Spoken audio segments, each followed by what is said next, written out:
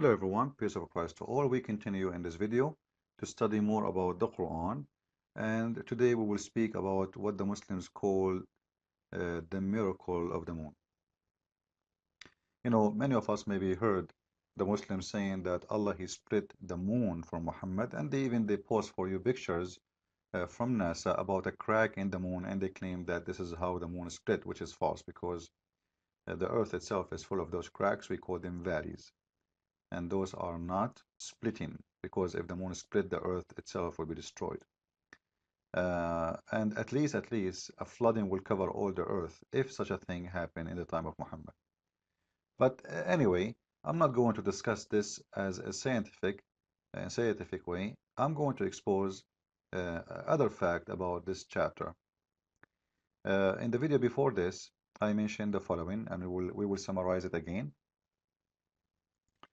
In the video before this one, we showed you how many verses in the Quran people still asking Muhammad to give a miracle. As an example, chapter 2, verse number 118. You know, still those people asking Muhammad for giving a miracle. It says, why Allah don't speak to us, or why He don't come to us with a sign, come to us with a miracle. Sign in here mean miracle. We showed you that in many chapters in the Quran, as we just showed you on the screen, chapter number 2, which is in the book today, number 2, but the fact it was chapter number 87 as the way it's given to Muhammad supposedly, and the chapter of the moon, we find it here, you know, if we go down,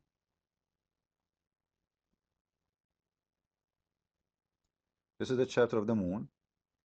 It is in the book 54, in the chapter 54 in the book today. It was given to Muhammad as a chapter number 37 as Muslims they claim themselves.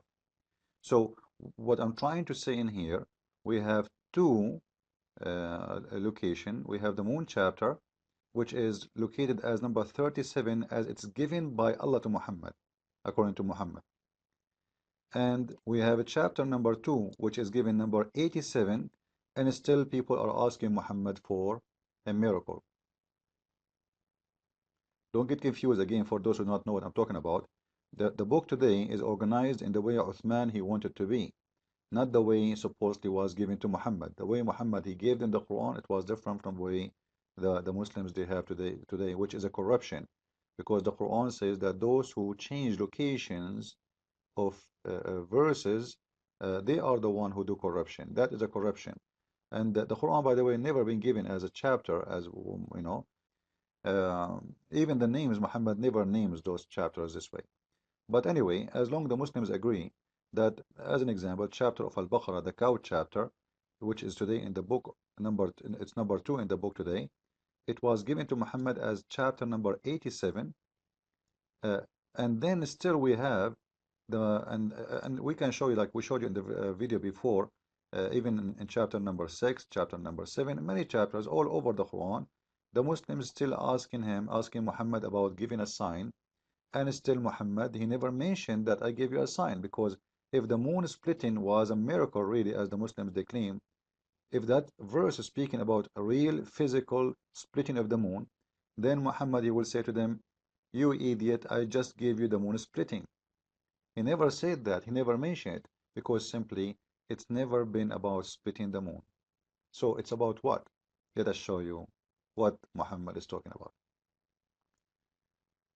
Muhammad was nothing but a thief, and he was filling up his Quran with poetry being stolen from other people, other writers, even those who exist before him. And today we will speak only, we can show you tons, by the way, tons of verses Muhammad he stole from Arab poetry, exist before him. But today we will focus about the chapter of the moon. This is the poetry of a man. His name is Imr al-Qais, and he was a Christian person. He's a very famous Christian man who, you know, who have a very famous poetry.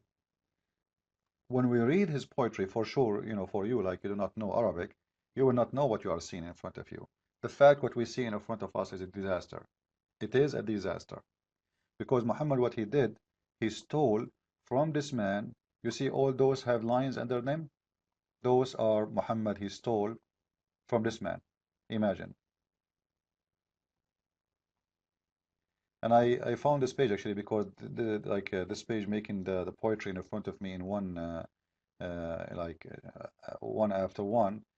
Now, what is the first line in this chapter or in this poetry? Guess what? It's exactly as it is in the Quran in the first chapter of the moon. That is Sa'a وانشق القمر. Let us copy this and post it in the search engine for the Quran and see what we will find. And by the way, just to show Muslims, here we go. This is your Islamic website, islamweb.net. I'm going to quote the poetry even from there. Here we go. اقتربت الساعة وانشق القمر. Copy. And we go to the Quran.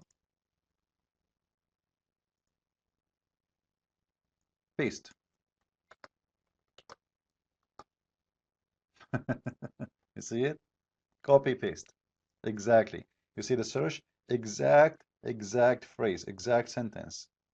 It's exactly as it is Muhammad, he took it from the poetry. Now the Muslim, they say to us, who can make Quran like this Quran? And the man, Muhammad himself, his God, is stealing. Like Allah could not make a better sentence, better than this guy, better than this Christian guy who is making his own poetry. And he was not talking about the moon, actually. He was talking about a girl he is in love with.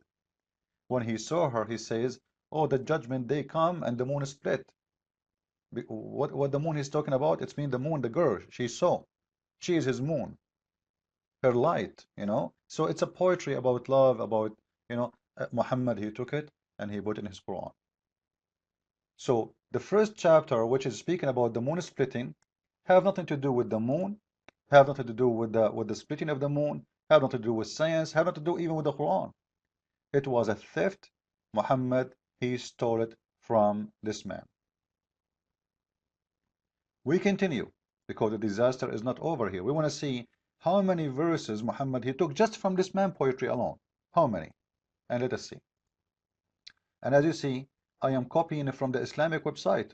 I can copy, there's many verses, but I'm going to copy only from the moon chapter for now. Here we go. Copy, as you see, witness with me, paste.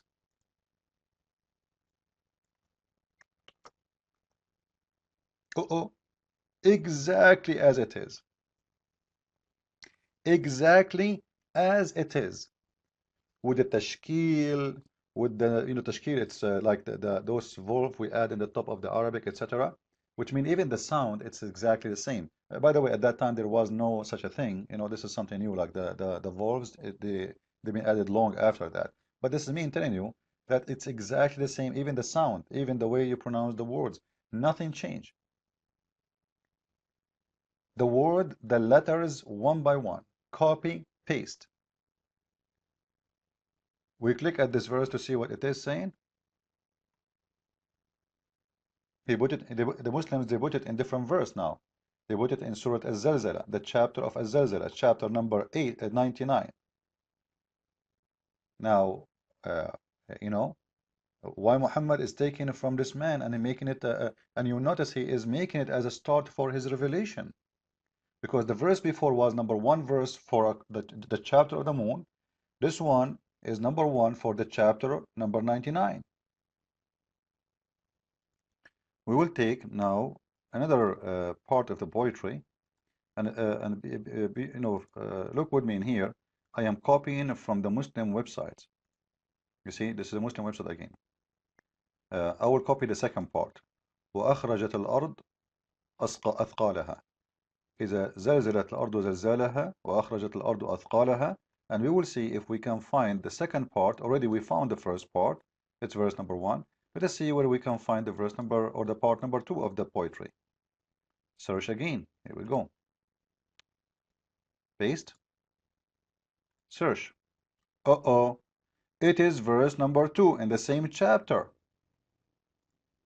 Look with me. Which means Muhammad, not only he stole the first verse from that poetry, we have now two verses from that poetry. Verse number 1, as we see, and verse number 2. And it is copy word by word, letter by letter.